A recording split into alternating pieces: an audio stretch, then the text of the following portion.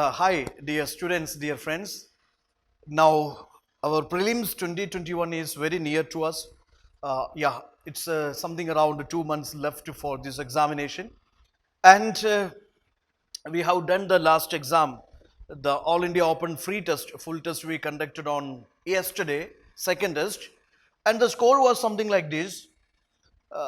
Something around 31 students scored above cutoff, 15 students above 80, 25 students above 60, and lots of students find it difficult to score above 60. But I would say be patient, be calm, don't worry, be consistent in your practice and revisions, and stay confident about solving.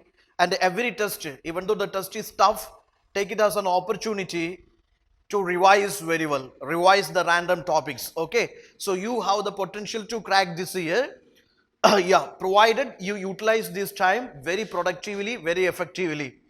This kind of a division you can do. Early 2 hours, morning 2 hours, 6 to 8, you can spend on solving maximum number of questions. Now these days, your main target or strategy has to be solving maximum number of UPSC standard questions. Okay, so 6 to 8 you focus on solving questions. 10 to 12 you can focus on any static subject, history, economy, geography, polity. Okay, spend 2 hours for one static subject. Again 12 to 1, again you spend on solving questions, UPSC standard model questions. 3 to 5, again you can allot for another static subject. Then 6 to 8, again put for solving model questions. Okay, solving 6 to 8 you can spend on solving, not a solving model test, you can spend on current affairs. You can spend on current affairs. 9 to 10 you can spend on what is called CSAT. Then 10 to 12, again another 100 questions, or solving maximum number of questions.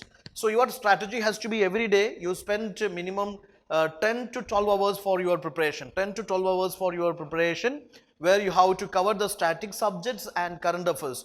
Cover in the sense that I am not about saying learning of new subjects, I am about revision. Because all this 1 year you have done this preparation part, now put maximum time into revision. 3 to 4 times you have to revise everything, both the static and current affairs, and spend a good time hours solving maximum number of UPSC standard model questions. At least 2 hours every day you spend on current affairs. Okay, current affairs strategy has to be integrating with your static areas, but some random current affairs are there, miscellaneous are there, so all those current affairs revision must be done.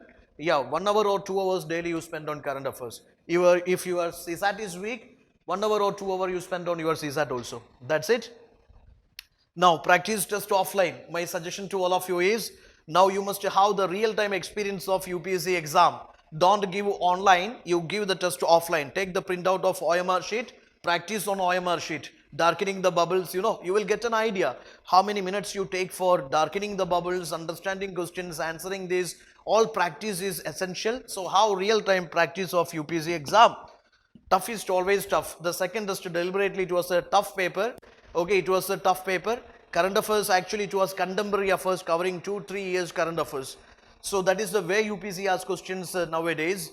So tough for you means it is tough for everyone. That is again another philosophy you should understand.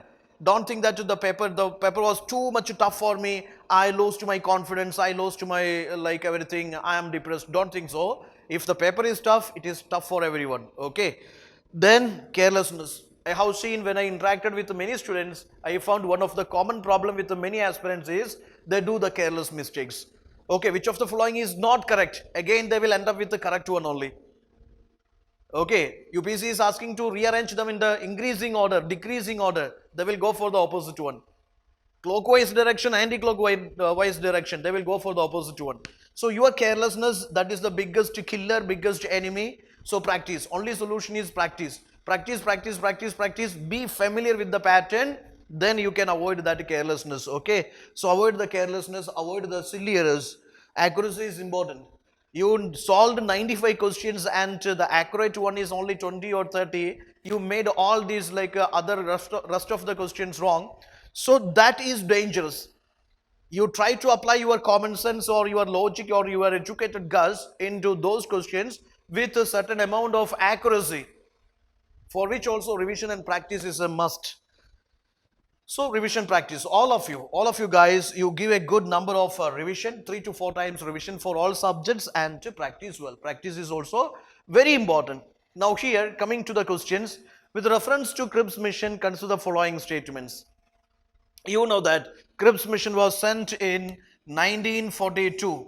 Certain missions are there, especially when it comes to 20th century. You started from 1910 to 1947. All the events are important for you, my dears. Okay, UPC will be asking majority questions from modern India from this area only, 1910 to 1947. This is important.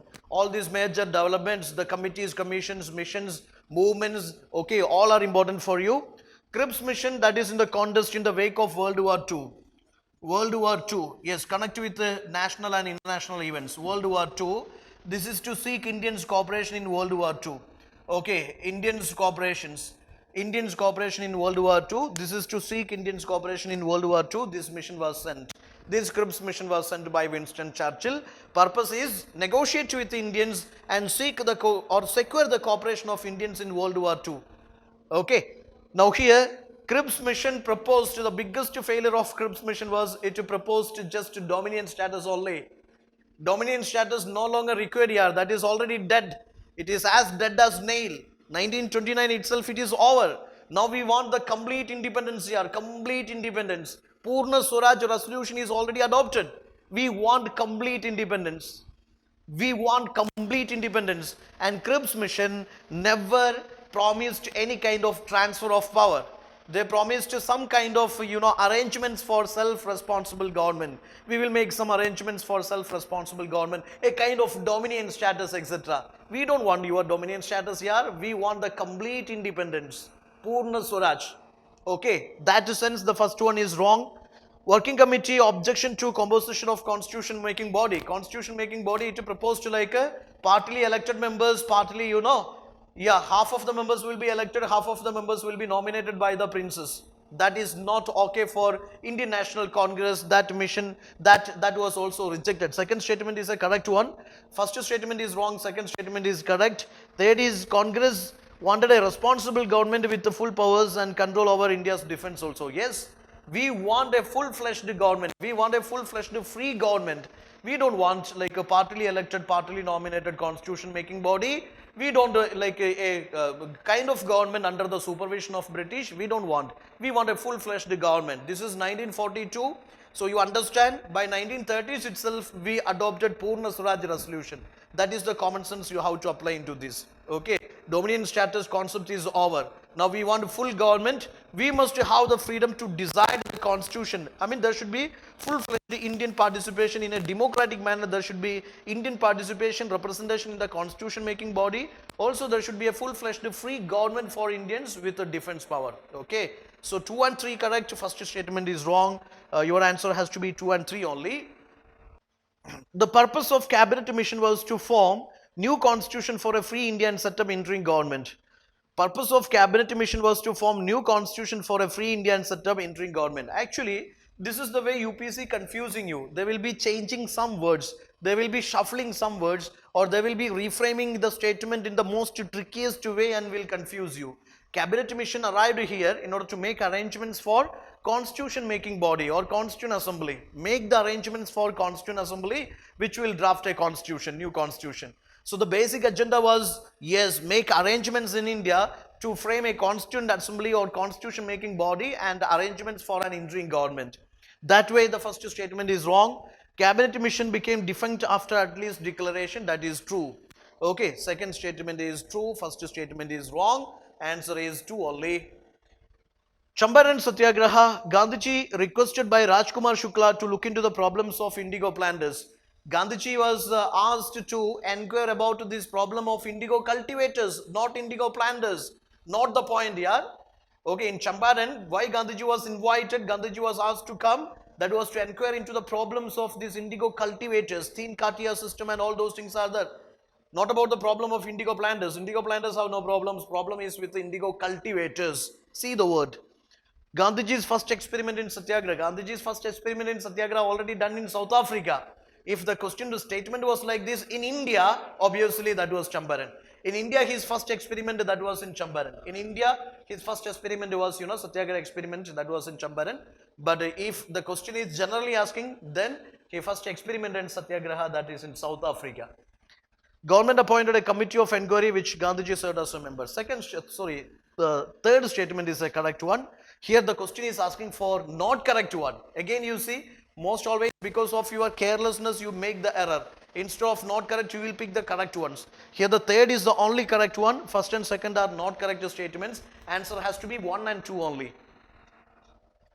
About Bal Gangadhar Tilak. Okay, first statement is, collected fund for a corpus known as Paisa Fund to promote manufacturing in India. Bal Gangadhar Tilak, apply the logic. He was a great leader of extremist wing or extremist section of Congress. They promoted this Swadeshi, indigenous, promotion of this indigenous production, distribution, manufacturing, etc. They promoted the idea of Swadeshi and boycott of the foreign goods, etc. So obviously in that logic, first statement is correct only. But the second statement, he opened the Bombay Swadeshi cooperative stores to boycott foreign goods during CDM. Actually, you should understand, Bal Gangadhar Tilak died by 1920. Okay, he never continued till, maybe his Atma continued even after that also. But we want the physical man, okay. Bal Gangadhar Tilak, he continued till 1920 and he died in 1920. So CDM was in 1930. How the basic understanding of the chronology of the events, okay. So here the first one is the only correct one. One only has to be your answer. There is a question, chronological arrangement of the following events. Chronological arrangement, you must know the civil service reforms, educational reforms, constitutional reforms, various reforms, revenue reforms, various reforms which happened in India during British rule, and their chronology also must be clear to you. When it comes to educational reforms, first comes Macaulay's Minute on Education. Macaulay's Minute on Education, it was totally dissatisfactory or it was disappointing for Indians. Then a redressal mechanism was there, that was Wood's Dispatch. Macaulay's Minute on Education, that provided education to allied classes only. Learned native Indians only can accept that education. There is no scope for female education, primary education, mass education, nothing is there. Then there is no vernacular education also. Then to address the concerns, there is Wood's Dispatch. Or to rectify these issues, there comes a Wood's Dispatch. After that, there is Under Commission. Then again, there is a Sargent Education Commission. So here, your order has to be like this. First comes, that is 2, Macaulay's Minute on Education. 2, 1, then 4, 3. That has to be your order. The order you have to follow here. So have an idea about the timeline of the major educational reforms, commissions and committees, civil service reforms, and all those things you have to go through. Timeline has to be clear to you, just like a story. Which of the following not a silsila of Sufism? Okay, silsilas of Sufism or maybe various divisions of Bhakti traditions, all you have to go through. And here, Chishti, Suhravadi, Naqshbandi, all these are some divisions of this Sufism.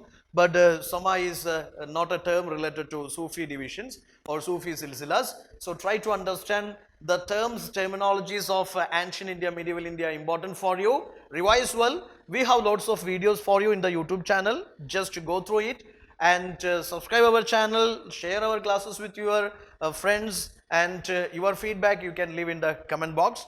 And this free test is open for all of you. It happens on every Sundays, discussion on every Monday evening. So utilize it and clear this examination with confidence. Okay, thank you.